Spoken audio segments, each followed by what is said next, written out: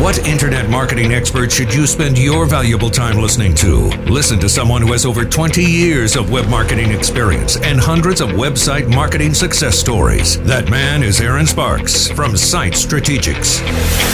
And this is Edge of the Web Radio.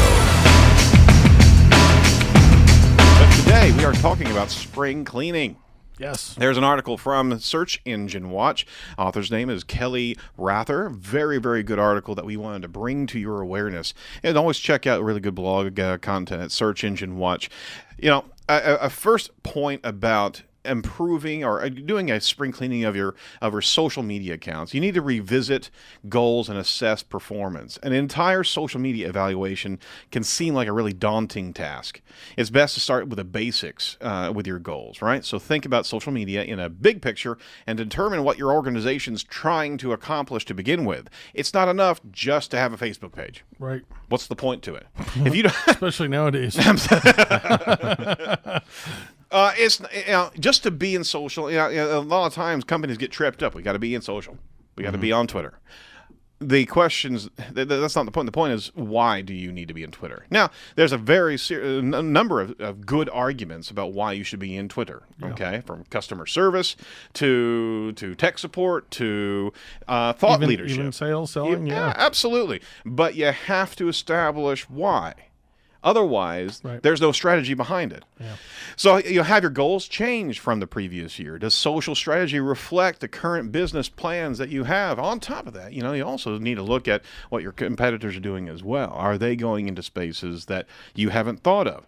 So you need to take a look at your analytics and be able to summarize growth, performance, engagement, and audience demographics by channel. Okay. Yep. Now that may sound like a bunch of buzzwords, but there truly are factors that you can see and predict from social media interaction that give you an insight into: are you being healthily received, or are your broadcasts or in your different communications falling on deaf ears?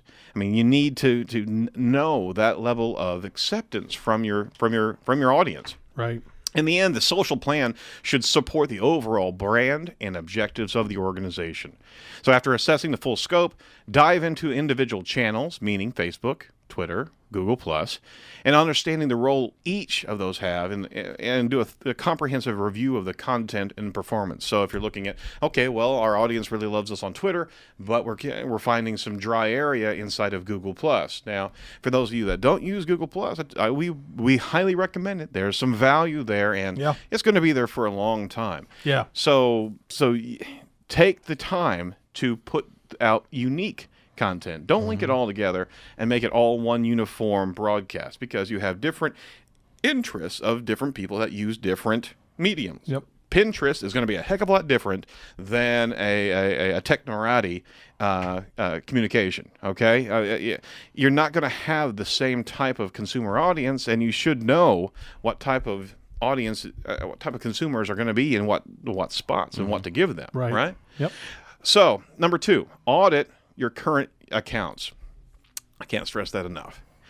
If you don't have a master list of all your social media profiles, now's the time to do that. There was a company out there in San Diego. Just check this out. They actually do the security for your social accounts now. Really? Yeah. So you basically, they maintain your passwords and logins and everything else, and then they'll watch them to make sure nothing happens to them and stuff. Oh, very cool. Kind of a cool. Huh. Yeah, that's a needed spot right there. I mean, this is somebody who's actually not only managing a list, but actually you think about how many accounts have been hacked and everything. So, yeah. You got that right. You need to go through your list and log your last activity. Are there any channels that have gone dormant? If so, it's time to trim the fat and focus on the accounts where you plan to dedicate time and energy. I'd say that in one sense, but at the same time, there's also the opportunity to expand your user accounts. If there's some new accounts or new social environments that you need to get into, you need to explore those as well, right?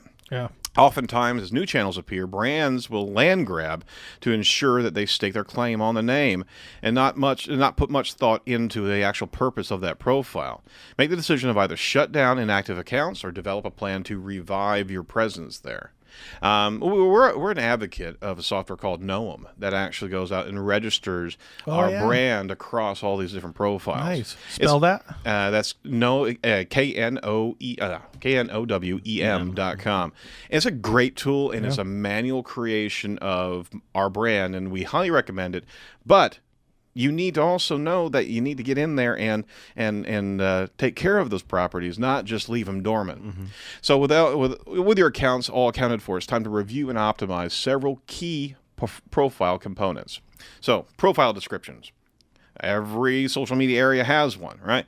Social media profiles are an extension of the company's brand.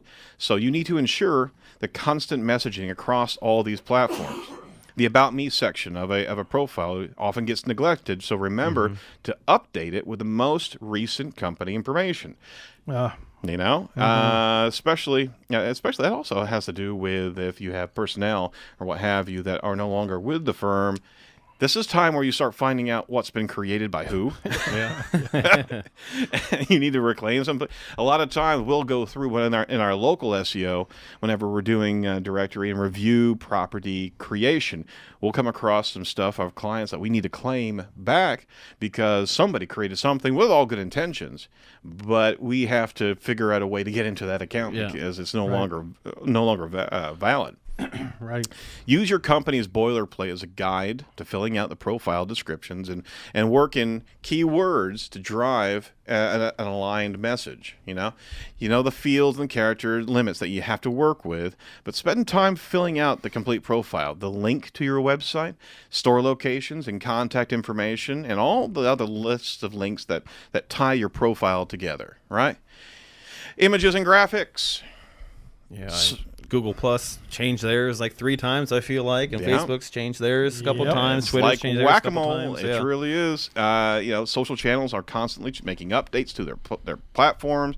Photos and images have been a big area for change.